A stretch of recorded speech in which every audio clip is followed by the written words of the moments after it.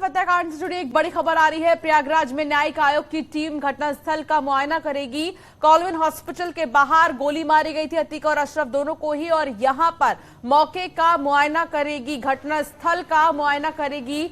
जो न्यायिक आयोग की टीम है वो यहां पर पहुंची हुई है कॉलविन हॉस्पिटल के पास, और यहीं पर आपको याद होगा 15 अप्रैल की रात 10 बजे के करीब अतीक और अशरफ को गोली मारी गई थी। मेडिकल के लिए उन्हें यहां पर लाया गया था, लेकिन जब वो मीडिया के सामने आए और उसी वक्त वहां पर 3 शूटर्स मौजूद थे जिन्होंने गोली मारी है अतीक और अशरफ को।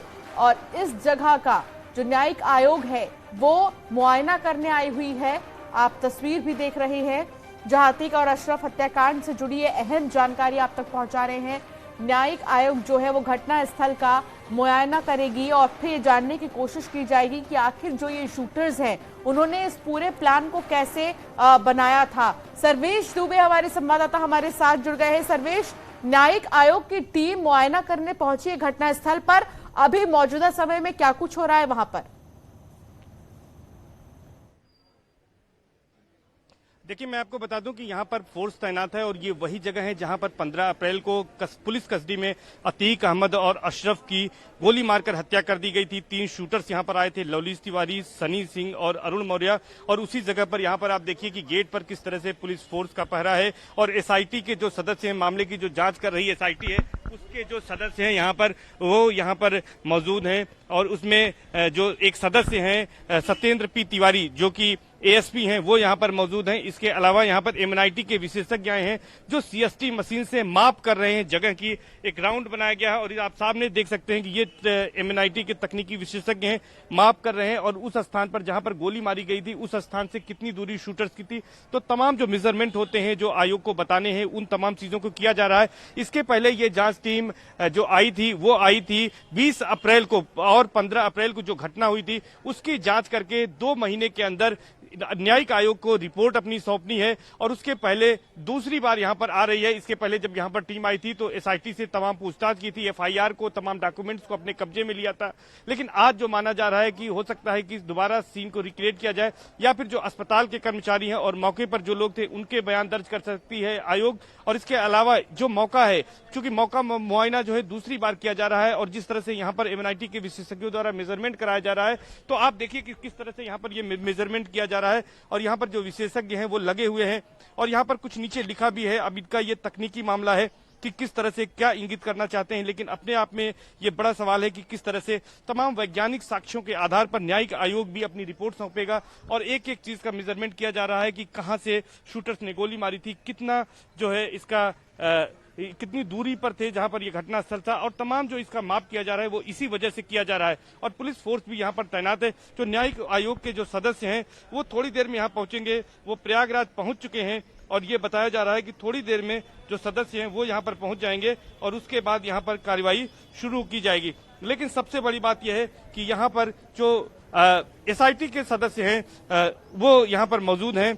सत्येंद्र पी तिवारी जो कि एएसपी हैं और अन्य यहाँ पर पुलिस के अफसर मौजूद हैं और यहाँ पर सुरक्षा घेरा बढ़ा दिया गया है। हालांकि जो इमरजेंसी के बाहर आप देख सकते हैं कि तमाम जो अस्पताल के कर्मचारी हैं, अन्य लोग खड़े हैं, उनको भी इस बात की जानकारी हो चुकी है कि कोई यहाँ पर टीम आने वाली है। तो ये दूसरी बार न्यायिक आयोग की टीम यहाँ पर पहुंचेगी और न्यायिक आयोग की जब यहाँ पर टीम पहुंचेगी तो निश्चित तौर पर इस पूरे मामले में न केवल आयोग के सदस्य पूछताछ करेंगे, जानकारी जुटाएंगे, बल्कि कुछ लोगों के आज ये बताया जा रहा है कि बयान भी दर्ज हो सकते हैं। और सीएसटी मशीन से एमएनआईटी के जो विशेषज्ञ हैं वो जिस तरह से यहाँ पर जांच पड़ताल कर रहे हैं, जिस तरह से मापन कर रहे हैं, उसमें माना जा रहा है कि यहाँ पर आज एक रिपोर्ट इनकी ओर से भी दी जाएगी और उस रिपोर्ट के आधार पर यह पता लगाया जाएगा कि किस मैग्नीट्यूड, किस लॉन्गिट्यूड पर खड़े होकर बदमाशों ने कितनी दूर से गोली मारी थी, कौन कितनी दूरी पे था, ये तमाम चीजों का जो है वो पता यहाँ पर लगाया जा रहा है। क्या एक बार फिर से यहाँ पर शूटरों के रूप में लोगों को बुलाया जाएगा, एक बार फिर से क्या यहाँ पर सीन को रिक्रिएट करने की कोशिश होगी? क्या आज ये भी होगा यहाँ पर?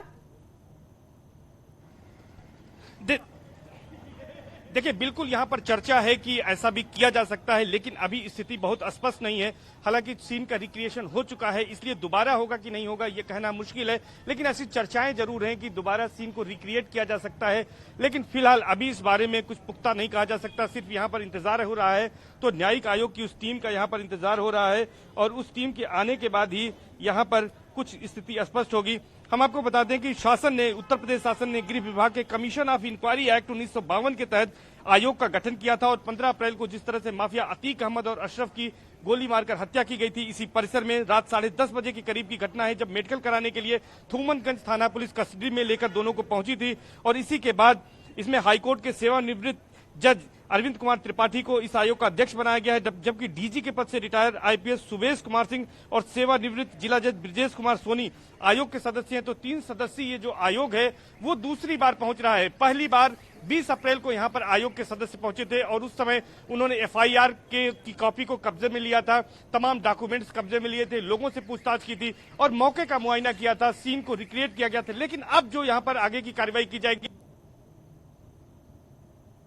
जो जांच आयोग है, न्यायिक जांच आयोग है, इसको 2 महीने में अपनी रिपोर्ट शासन को सबमिट करनी है और उस सबमिशन से पहले ये दूसरी बार दौरा है प्रयागराज का। ये टीम प्रयागराज पहुंच चुकी है और उसके बाद अब यहाँ पर इंतजार हो रहा है कि कालीन अस्पताल में कितनी देर में आएगी। तो माना यह जा रहा है कि आज एसआईटी से भी इस मामले में पूछताछ हो सकती है और एसआईटी की जो अब तक की विवेचना है उसकी प्रोग्रेस रिपोर्ट के बारे में भी वो जान सकती है कि अब तक क्या क्या उन्होंने कुछ किया है, क्या और इसमें कड़ियां जुड़ रही हैं। इन तमाम सवालों के जवाब सर्वेश जानकारी साझा करने के लिए विस्तार से। एक छोटे से ब्रेक के लिए यहाँ पर रुकना होगा, आप बने रहिए हमारे साथ।